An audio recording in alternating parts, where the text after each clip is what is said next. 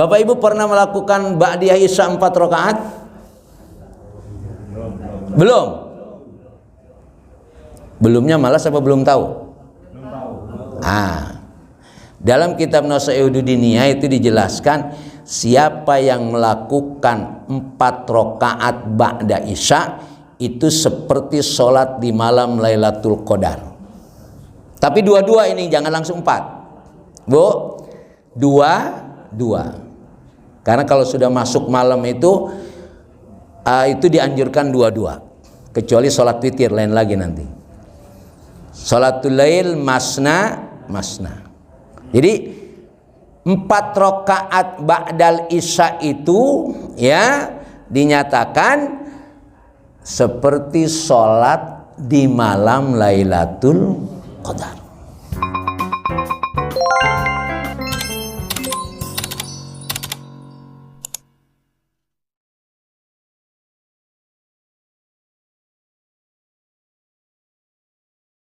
Bismillahirrahmanirrahim.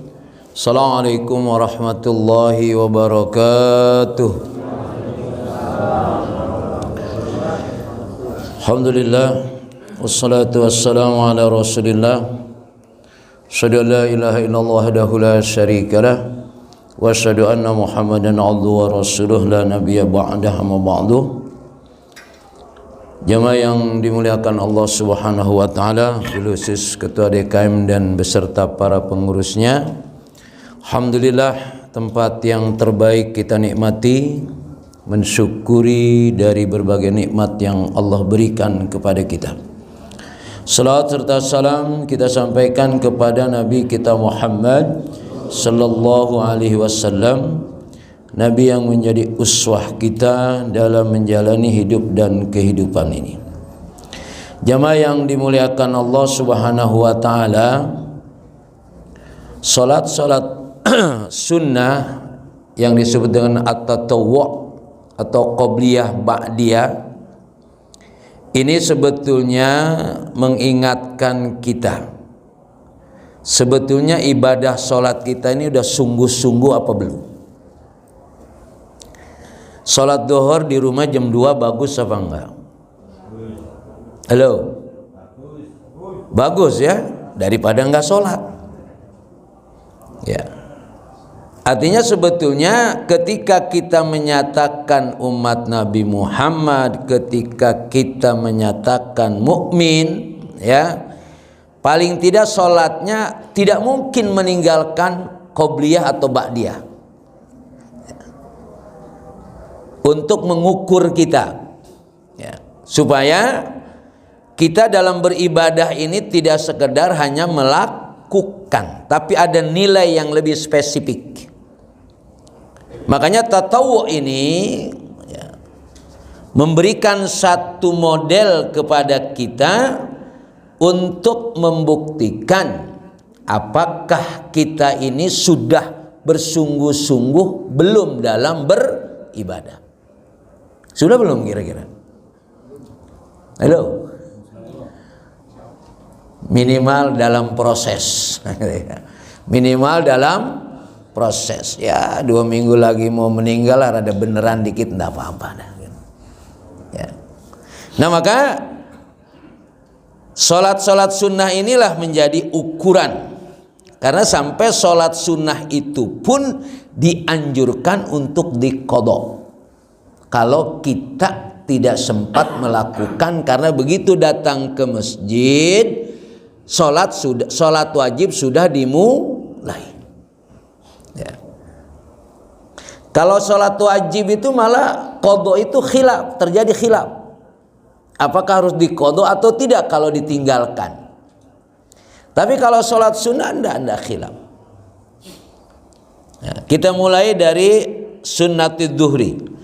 Pada pertemuan yang lalu kita sudah membicarakan sholat fajar. Ya. Jadi tadi sudah kita lakukan sholat subuh berjamaah. Kemudian nanti ada sholat syuruk, walaupun pembahasan syuruk tidak disebutkan dalam awal-awal ini, tapi dilanjutkan dengan sholat sunnat duhur. Qobliyah duhur, ba'diyah duhur itu berapa rakaat? Qobliyah berapa Bu? Qobliyah 4, ba'diyah 2. Nah, baik. Ibu yang sudah ngerjakan qobliyah 2, ba'diyah 2, atau qobliyah 4, ba'diyah 4, atau 2-2? Baik, ya. 2-2 kayaknya udah hebat banget, udah 2-2 nih ya. Ternyata ada yang 4-4. Nah, makanya sholat sunat duhur itu ada berapa riwayat? Warada fi sunat duhur anna 4 rakaat, 6 rakaat, atau 8 rakaat. Sholat duhur ini qobliyah ba'diyahnya ada yang menyatakan 4 rakaat, 6 rakaat, 8 rakaat. Jadi kalau yang sholat duhur jam 2 pasti qobliyahnya 4, ba'diyahnya 4 gitu ya kira-kira. Jauh banget. Ya. Nah, ma warada fi anna 4 rakaat. Kita lihat duhur ini 4 rakaat qobliyah sama ba'diyah. Wan Ibnu Umar qala hafidtu minan Nabi sallallahu alaihi wasallam 10 rakaat. Ya. Kata Ibnu Umar, aku menjaga bahwa Nabi melakukan qobliyah ba'diyah itu 10 rakaat. 10 rakaat ini duhur, asar, maghrib, isya, subuh. Ya. Rakaataini qabla duhri, 2 rakaat sebelum duhur. Rakaataini ba'daha, 2 rakaat setelah duhur. Ini yang menyatakan qobliyah dan ba'diyahnya 4. Nah, kalaupun dijelaskan tadi 10 ditambah rakaataini ba'dal maghrib fi baitihi. Ini ada kalimatnya di dalam hadis ini, 2 rakaat setelah maghrib tapi di rumah. Ada penjelasan di rumah. Kenapa? Karena memang kita nih bapak-bapak ini sholat sunnahnya kan afdolnya di rumah, terutama ba'diyah. Kalau qobliyah di rumah sampai masjid ntar keburu bubar. Tapi kalau ba'diyah dikatakan rakaataini ba'dal maghribi fi baitihi wa rakaataini ba'dal isya fi baitihi. Ya. Maghrib dan isya udah ada di rumah belum? Kalau zuhur asar kemungkinan belum. Ya. Makanya kalau bapak maghrib dan isya belum ada di rumah berarti belum merdeka itu. Ya. Belum merdeka. Iya, iya, dalam perjuangan. Ya, perjuangan dulu kapan merdekanya gitu ya. Jadi kalimatnya menarik di sini. Rakaataini ba'dal maghrib fi baitihi wa rakaataini ba'dal isya fi baitihi wa rakaataini qabla sholatis subah. Nggak ada fi baitihi karena qobliyah. Kalau qobliyah kalau di rumah bisa ketinggalan. Ini yang menyatakan Rasulullah melakukan sholat sunnah 10 rakaat. Di antaranya yang dijadi ukuran ini, kenapa 10? Karena dohornya qobliyahnya 2, ba'diyahnya 2. Oke, sekarang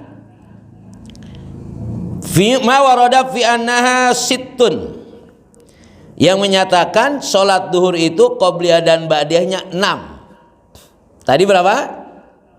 4, sekarang 6. Ini riwayatnya. An Abdullah ibnu Syakib qala sa'altu Aisyata an sholati Rasulillah. Qalat kana yusolli qabla duhri 4 wasnaini ba'daha. Rasulullah dalam riwayat dari Abdullah ibnu Syakik qobliyahnya 4, ba'diyahnya 2. Jadi berapa? 6. Riwayat lain an Ummi Habibah bintu Abi Sufyan anna Nabi qala man sholla. Jadi kalau tadi kan 10, berarti kalau ini berapa sholatnya? Kalau tadi 10, ini berarti 12. Karena tadi kalau tadi qobliyahnya 2, sekarang qobliyahnya 4. Jadi 12. Apa kata Rasulullah?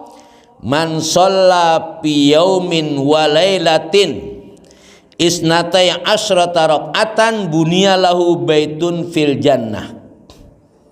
Siapa yang sholat sehari semalam 12 rakaat, Allah akan bangunkan rumah di surga. Ini yang menyatakan sholat duhur qobliyah 4, ba'diyah 2. Karena 6 tadi kan. Makanya di sini jumlahnya jadi jumlah jamlehnya 12. Tadi 10.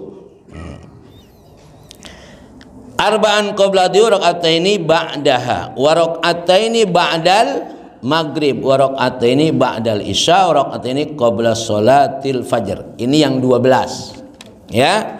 Jadi kalau 12 ini berapa? 4 rakaat sebelum duhur, 2 rakaat setelah duhur, 2 rakaat setelah maghrib, 2 rakaat setelah isya, 2 rakaat sebelum subuh. Jadi berapa? 12. Siapa yang melakukan sholat sunnah qobliyah dan ba'diyah jumlahnya 12, bunya lahu baitun fil jannah, akan dibangunkan rumah di surga. Rumah Bapak Ibu bagus apa enggak? Jelek semuanya. Yang bagus di surga. Ya, ini kita kejar. Ya, sebagus apapun rumah kita yang kita tempati itu tidak bagus, kira-kira begitu. Karena akan ditinggal. Kita akan mengejar rumah di surga pasti paling indah. Maka jadikan rumah yang menurut kita rumah itu nggak bagus-bagus amat, atau rumah itu bagus banget, jadikan dia rumah menuju rumah yang lebih baik. Dengan apa? 12 rakaat. Sekarang duhurnya 8 rakaat qobliyah dan ba'diyahnya. Jadi 2 2 4 4 2 6 4 4 8. An Ummi Habibah qalat qala Rasulullah man sholat arba'an qabla dhuhri wa arba'an ba'daha harramallahu lahmahu 'alan nar. Siapa yang melakukan sholat qobliyah duhurnya 4, ba'diyah duhurnya 4, Allah haramkan dagingnya disentuh api neraka. Milih surga apa milih nggak disentuh api neraka ini? Ini hadisnya beda kan ya. Kalau yang 42 ya dibangunkan rumah di surga. Kalau yang 44 tidak disentuh oleh api neraka. Mau di surga. Tapi di neraka dulu baru di surga berarti kan. Kalau yang 44 ini nggak disentuh berarti ke neraka dulu nggak? Berarti kemana? Ke surga otomatis. Nggak, di rumah sorry cuma 2 Pak. 1 surga, 1 neraka. Jadi milihnya yang mana? Yang 4 lah. Lagian 4 lebih banyak. Kalau yang 4 ini haramallahu lahmahu 'alan nar. Allah tidak sentuh dagingnya di api neraka. Berarti di mana tuh kalau gitu dia tinggalnya? Di surga otomatis. Kalau tinggalnya di surga, bisa jadi sebelumnya di neraka bisa jadi. Ya.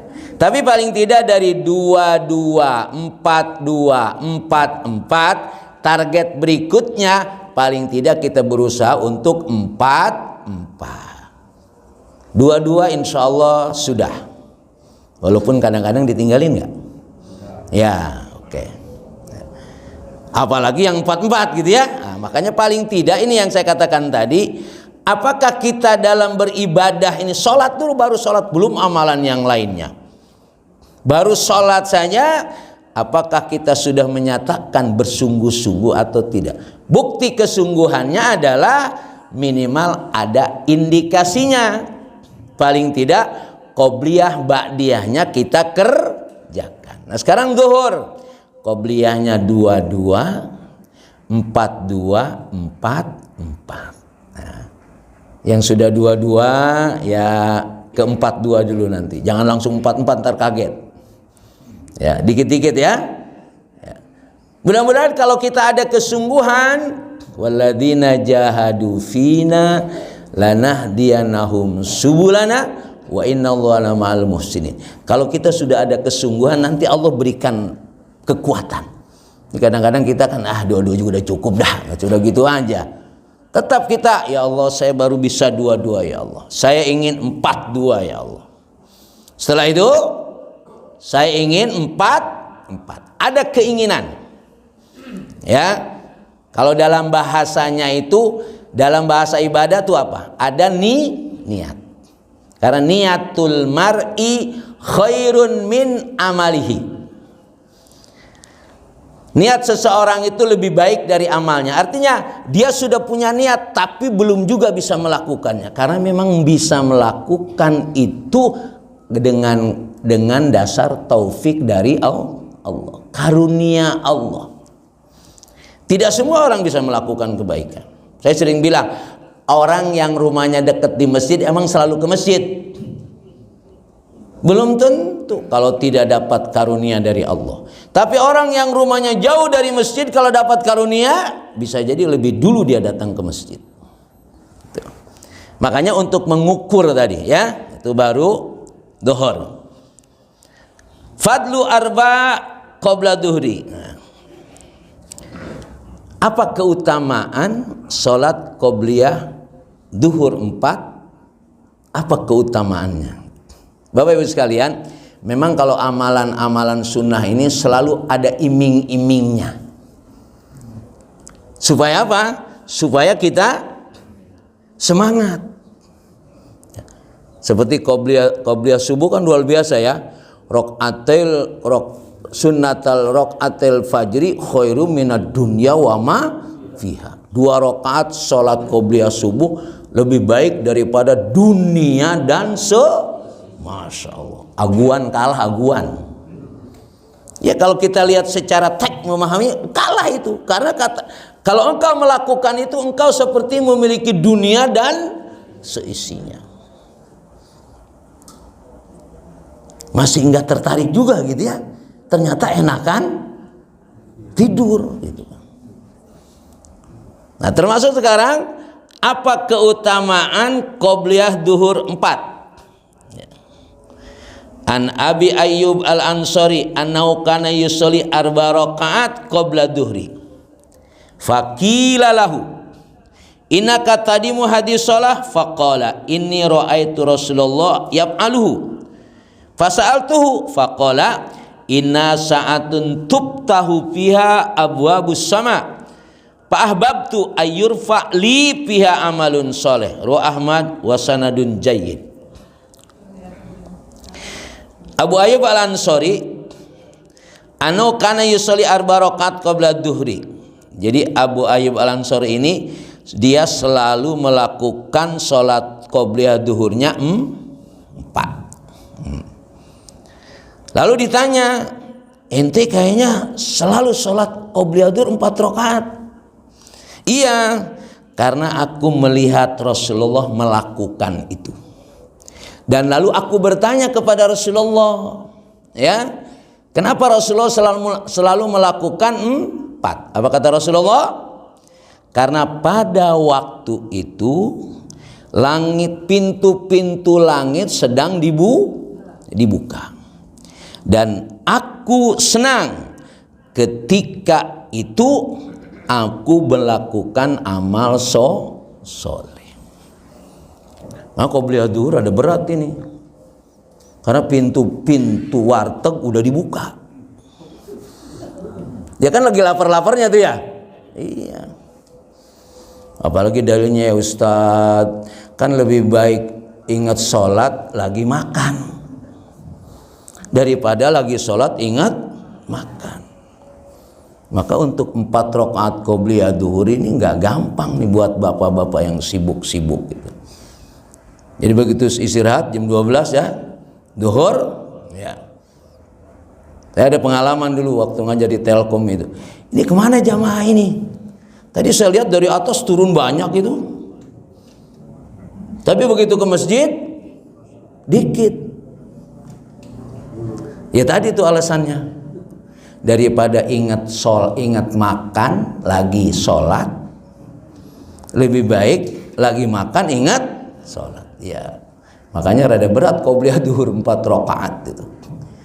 Ya, ini keutamaan sholat qobliyah duhur 4 rakaat. Nah, maka ada waktu yang istimewa kan itu. Jadi nggak main-main tuh. Ketika duhur sampai, lalu kita melakukan qobliyah duhur, pintu-pintu langit sedang dibuka. Kata Rasulullah, ketika itulah aku senang kalau waktu itu sedang beramal soleh, karena amal solehnya langsung naik ke langit. An Aisyah qalat kana la yada arba'an qabla duhri wa rak'ataini qoblal fajri ala kulli hal. Aisyah menyatakan Rasulullah tidak meninggalkan 4 rakaat sebelum duhur dan 2 rakaat sebelum subuh. Perhatikan, 4 rakaat sebelum duhur, 2 rakaat sebelum subuh. Kata Aisyah tidak pernah ditinggalkan. Kalau kita sudah mengerjakan belum? Sudah Ustadz, cuma suka ninggalin juga. Nah ini, jadikan motivasi ya. Karena kalau kita sudah berupaya mengikuti apa yang dilakukan oleh Rasul, walaupun hukumnya sunnah. Perhatikan ya, makanya kita bukan hanya melakukan amalan sunnah, tapi mengikuti sunnah Rasulullah. Sunnah Rasulullahnya amalan yang biasa dilakukan oleh Rasulullah. Bedakan antara sunnah Rasul dengan hukumnya sunnah. Amaliyahnya memang secara hukum sunnah. Sebab kata Rasulullah, Bapak Ibu sekalian, man ahya sunnati inda pasadi ummati palahu ajru mi'atus syahid. Siapa yang menghidupkan sunnahku artinya kebiasaan yang baik, maka dia mendapatkan pahala 100 orang mati syahid. Jadi tumbuhkan dalam diri kita untuk melakukan ini, menghidupkan sunnah. Karena mungkin sekarang kalau siang tadi kan perut lagi lapar-laparnya, lagi capek-capeknya, kalah untuk bisa melakukan qobliyah duhur 4 rakaat. Qobliyah subuh juga begitu, berat karena ngantuk.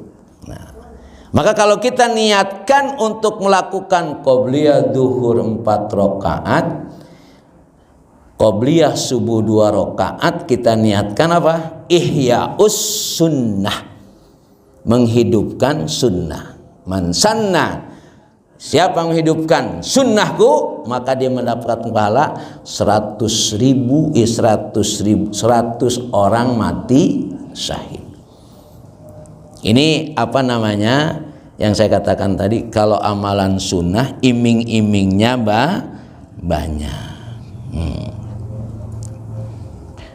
Sekarang kalau ibu bapak melakukan qobliyah duhurnya 4, ba'diyah duhurnya 4, ya, bisa langsung 4 rakaat, langsung 4 rakaat, tergantung timer lah kira-kira.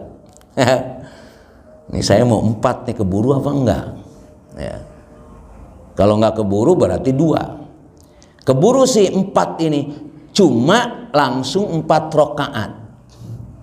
Jangan 2. Kalau ibu sih enggak, ibu tenang aja. Tapi ibu kan kalau sholatnya jam 2, qobliyah enggak 4 rakaat.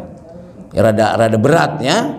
Tapi kalau ibu siapkan sebelum dhuhr udah siap, nah itu insya Allah. Ya. Jadi 4 rakaat itu langsung bisa dengan 1 salam. Tapi boleh juga 2-2. Nah, mana yang lebih utama? 2-2 atau langsung 4? Hah? Dua-dua lebih utama. Cuma tetap tergantung timer tadi. Kalau Bapak datangnya rada terlambat, otomatis 4. Kenapa dua-dua lebih baik dari 4-4? Dari 4 langsung. Kalau dua-dua niatnya 2 kali, tahiyatnya 2 kali, maka pahalanya lebih banyak. Boleh juga 4. Itu kalau mau melakukan antara qobliyah duhur 4, ba'diyah duhur 4. Kita lihat qada'u sunnati duhri. Rasulullah pernah mengqadha salat sunnah duhur. Sekali lagi saya katakan, kalau qadha sunnah tidak ada khilaf. Kalau qadha wajib malah ada khilaf. Ada orang umur 40 tahun baru sholat. Ada nggak tuh? Ada ya, banyak ya. Tapi orangnya nggak ada di sini kan? Nggak ada, insya Allah. Dia 40 tahun baru sholat. Padahal kalau balik itu umur sebut saja 15. Berarti ninggalin sholat berapa tahun? 25 tahun. Itu yang 25 tahun gimana, diqadha apa enggak?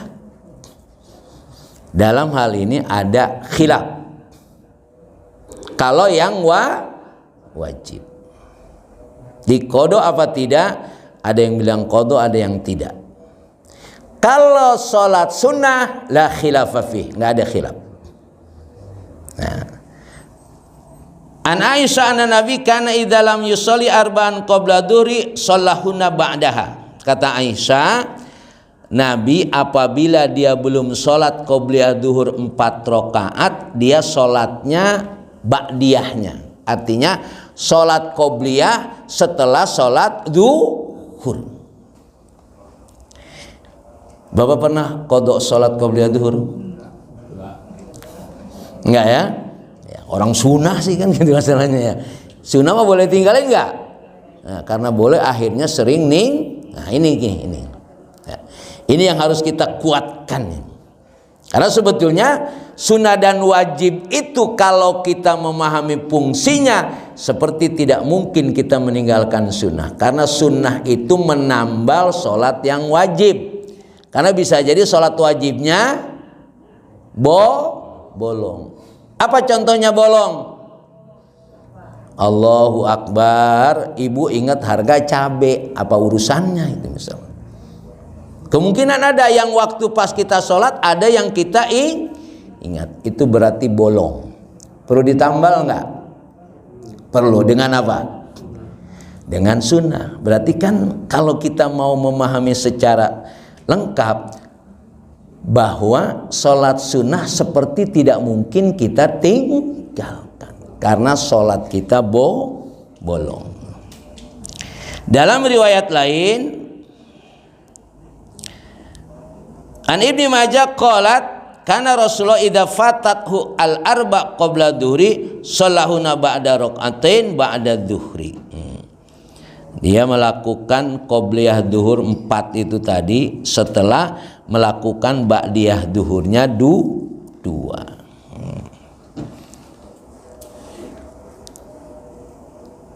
Hada fi qada'i ratibah al-qobliyah. Itu qobliyah, salat qobliyah di qada Rasulullah. Wa amma qada ratibah ba'diyah qad ja'a fihi maru Ahmad an Ummi Salmah qalat sallallahu adhhar wa qad ata bimal faqada bi qismihi hatta atahul muadzin bil asr fasalal asr summan sarafa ilayya wa kana yukma faraka rakaatain khafifatain. Rasulullah setelah salat duhur, habis sholat duhur, assalamualaikum, langsung ngacir, langsung bangun dari tempat sholatnya. Sahabat bingung, wah biasanya kan ada kok ba'diyah. Rasulullah langsung berangkat dari tempat sholatnya. Sahabat bingung nih, kan sahabat memperhatikan, pokoknya Rasul melakukan ini berarti ada wahyu turun gitu. Wah, Biasanya nih ada ba'diyah ini Rasul, ini enggak, jangan-jangan ba'diyahnya dicabut nih gitu. Ya. Lalu Rasulullah keluar dari masjid, ternyata ada beberapa keping emas yang dia belum bagikan kepada yang berhak, baru ingat lagi sholat. Akhirnya dia tinggalkan tuh masjid, membagi-bagikan keping emas kepada yang berhak. Di sini yang mengatakan ba'diyah itu ibadah bukan? Ibadah. Tapi Rasulullah meninggalkan ba'diyah. Dia melakukan bagiin emas atau bagiin hak orang miskin.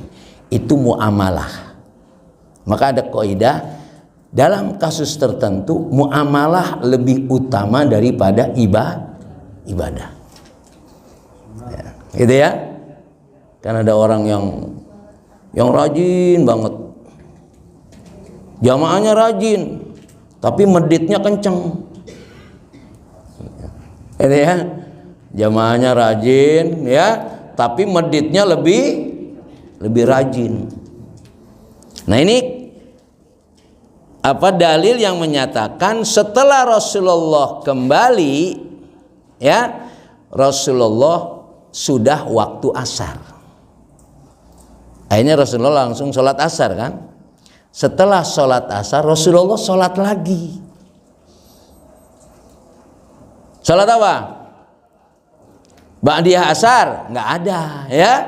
Nah, ini nanti Bapak kalau ada orang habis asar sholat, ada dua kemungkinan. Semangat betul sampai ba'diyah dilakukan juga, karena nggak ada ilmunya. Atau dia melakukan setelah sholat asar itu mengqadha ba'diyah duhur.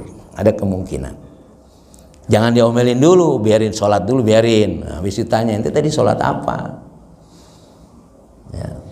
Bisa jadi, oh saya sholat ba'diyah duhur karena tadi saya meninggalkan ba'diyah duhur. Sebagaimana Rasulullah terjadi. Oke, itu duhur. Ya.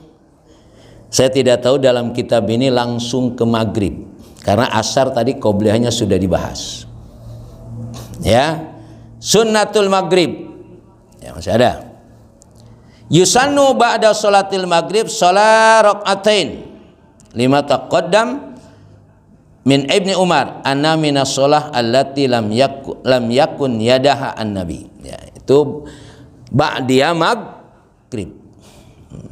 Nah, sekarang ketika ba'diyah maghrib Rasulullah, apa yang dibaca dalam surahnya? Ibu kalau sholat ba'diyah maghrib, Bapak surahnya apa Pak?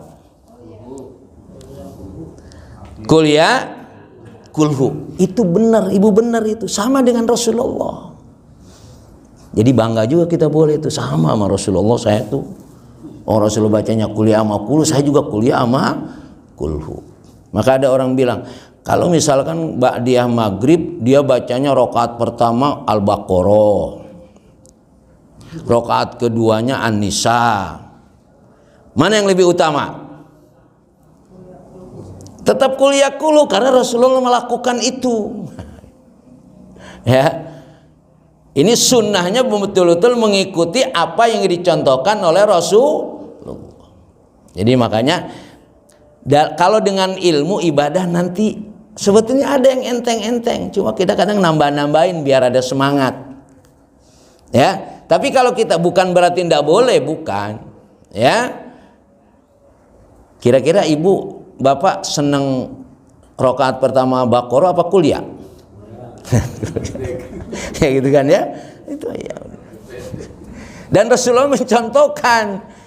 Ya, kalau Rasulullah pakai kuliah aja kita lebih sombong amat ngelewati Rasulullah. Ternyata yustahabu pisan sunnatil maghrib ayyuqra'a fiha ba'dal Fatihah qul ya ayyuhal kafirun wa qul huwallahu ahad.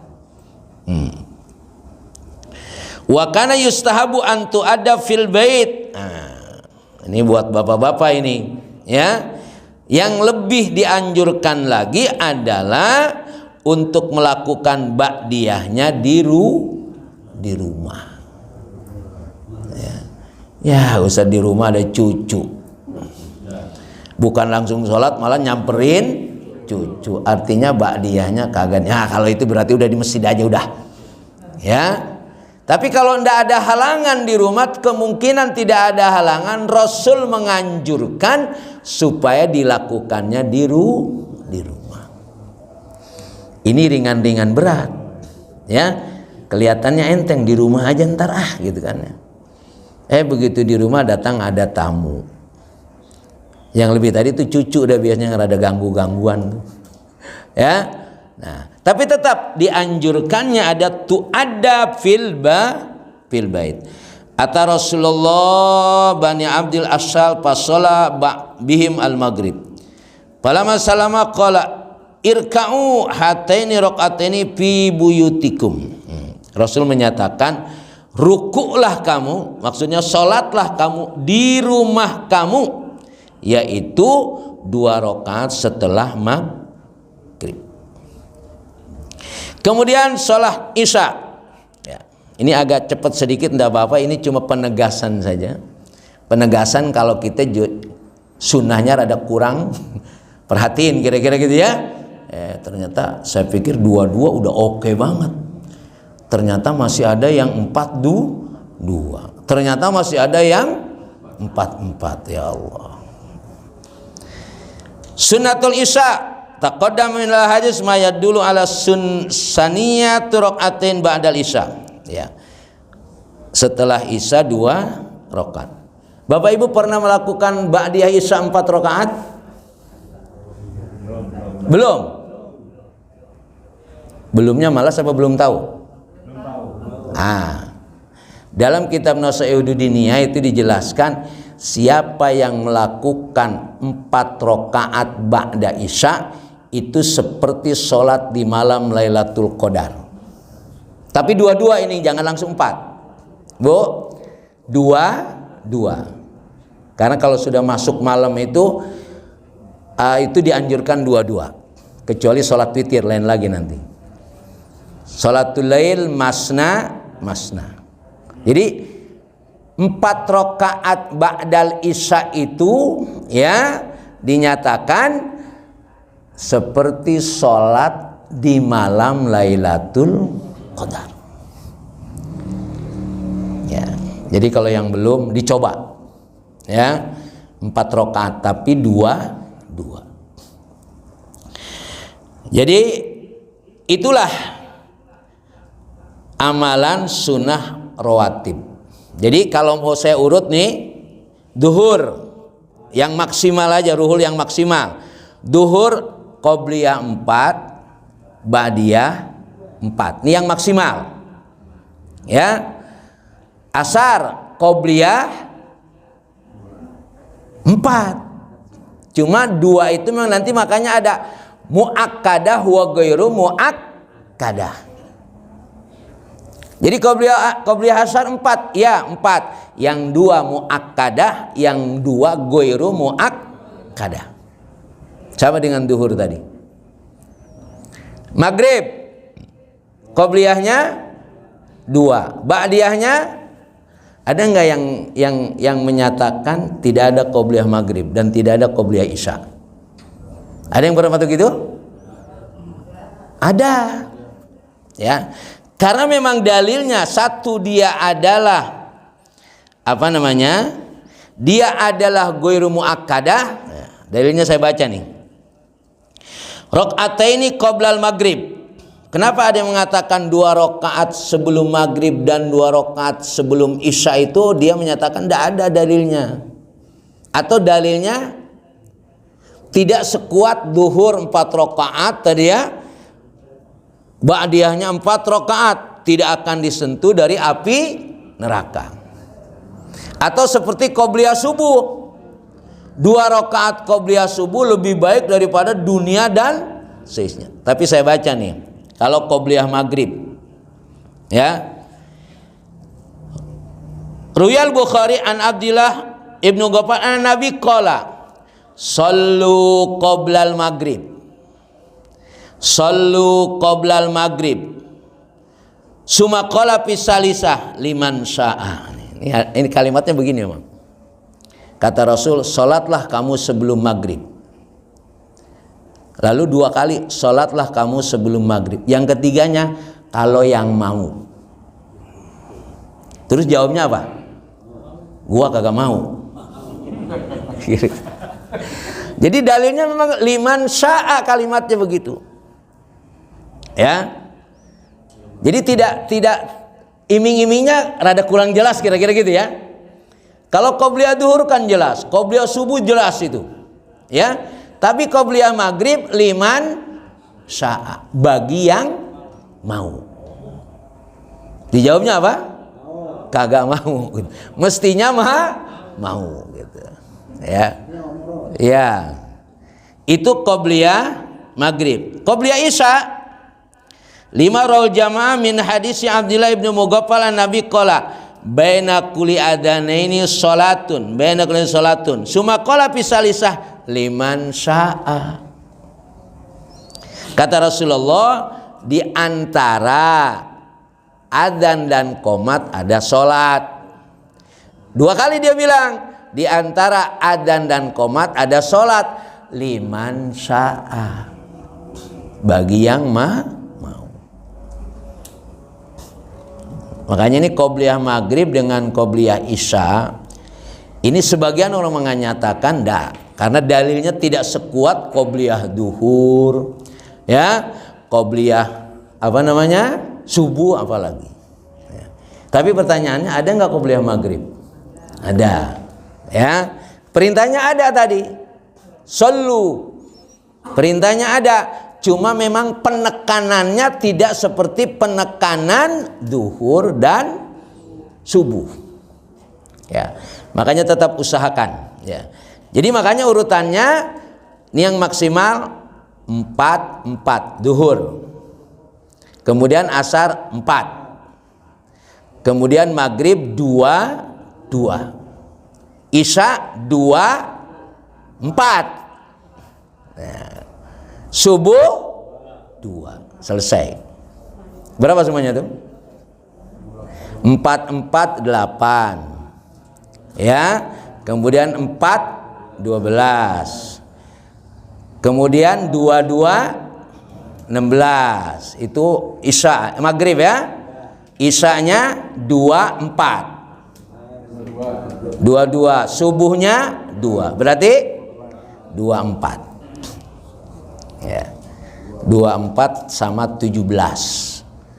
Kan dikredit ini Pak, nggak cash. Oh banyak banget Ustaz. Iya tapi kan kredit.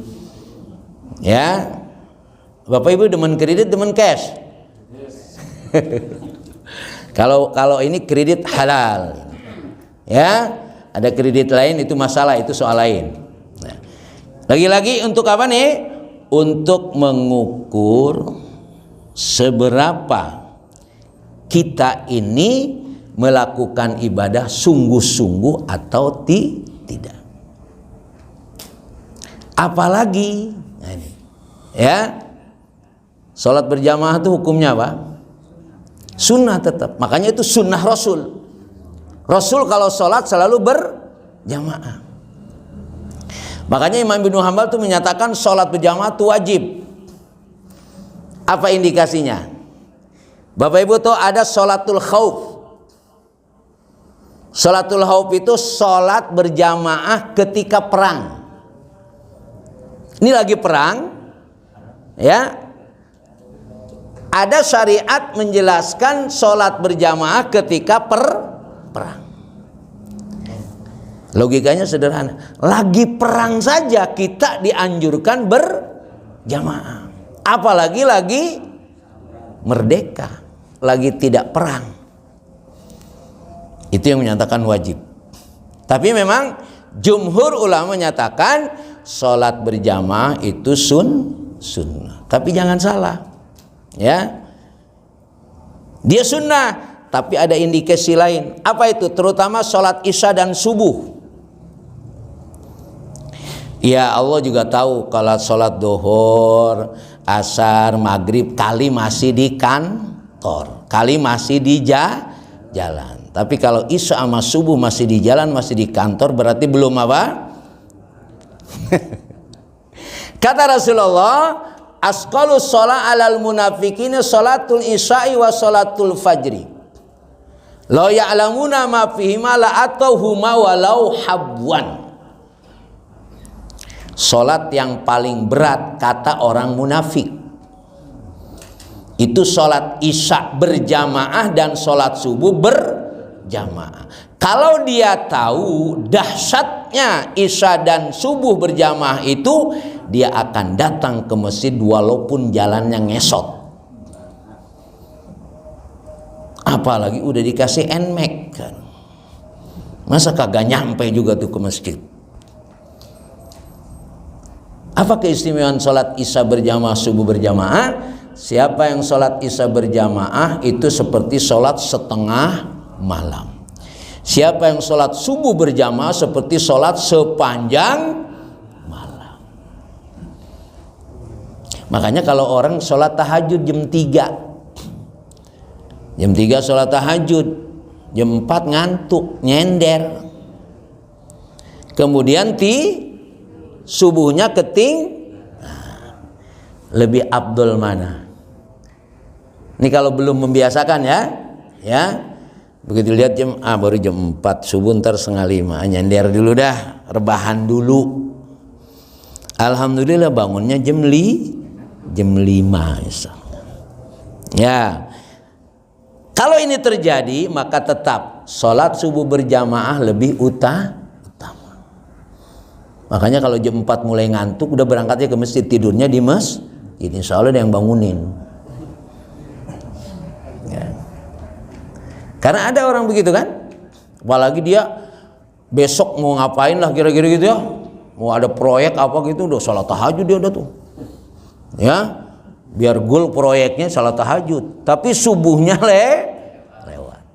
Nah, maka dalam kasus seperti ini lebih utama sholat subuh berjamaah daripada sholat tahajud tapi subuhnya subuh berjamaah maksud saya itu ditinggalkan. Makanya memulailah kita dengan menikmati sholat subuh berjamaah, apalagi ya sebelum waktu subuh kita sudah bangun. Ya, nanti pada pertemuan berikutnya ini akan kita jelaskan sholat witir ya, untuk memastikan lagi-lagi. Jadi amalan sunnah ini bukan sekedar sunnah yang secara hukum boleh kita boleh tinggalkan, boleh, tapi ini indikasinya sangat berat, termasuk tadi isya dan subuh berjamaah. Kalau yang meninggalkan dikatakan dia orang munafik. Ya, gue udah sholat juga dibilang munafik juga nih. Nah, saya terus terang aja agak sulit menjelaskan kenapa Rasulullah sampai bilang munafik. Coba nanti cari referensinya tuh. Atau secara spiritual atau filosofi kenapa Rasul sampai bilang begitu. Padahal sholat isya di rumah boleh nggak sendirian? Boleh. Nah, ini seperti kontradiksi. Ya, seperti kontradiksi. Boleh tapi dibilang munafik. Ya, sama dengan tolak. Bercerai itu boleh nggak mentalak? Boleh, tapi dibenci sama Allah. Nah, itu memahaminya gimana itu? Ya, dalam hukum munakahat itu boleh mentalak, tapi dia dibenci oleh Allah. Apalagi gugat cerai. Ya, gugat cerai yang nggak jelas masalahnya. Nah, itu perempuan yang gugat cerai tidak akan bisa mencium baunya surga. Baunya aja kagak. Nah, itu, ya. Saya kira ini pas waktunya ya. Jadi duhur, asar, maghrib, isya, subuh. Ya. Sekali lagi, walaupun amalan ini sunnah, tapi kita niatkan menghidupkan sunnah Rasulullah. Dengan menghidupkan sunnah Rasulullah, man ahya sunnati inda fasadi ummati falau ajru mi'atus syahid. Ya. Jadi berjamaah itu artinya apa? Menghidupkan sunnah. Niatkan itu. Ya, karena orang nggak sempat berjamaah gitu ya. Kecuali subuh. Kalau subuh rada pantas nggak berjamaah. Orang tidur. Kalau tidur tuh bebas hukum nggak? Bebas. Makanya udah tidur aja. Biar bebas hukum. Tapi kalau dohor, asar, maghrib, isya, apa alasan yang bisa kita jadikan ukuran? Makanya kan dalam pembahasan tidak boleh tidur sebelum isya. Tidak boleh habis isya kita tidak tidur, ngobrol dan lain sebagainya, sehingga subuhnya kecuali ada kepentingan lain, ya. Ngopi sih ngopi, tapi kita akan musyawarah, itu lain lagi nanti, ya. Tapi secara hukum asal ada anjuran, tidak boleh habis isya kita tidak tidur, cepat tidur. Kalau kata orang sono tuh early to sleep, early to rise, make man healthy and happy.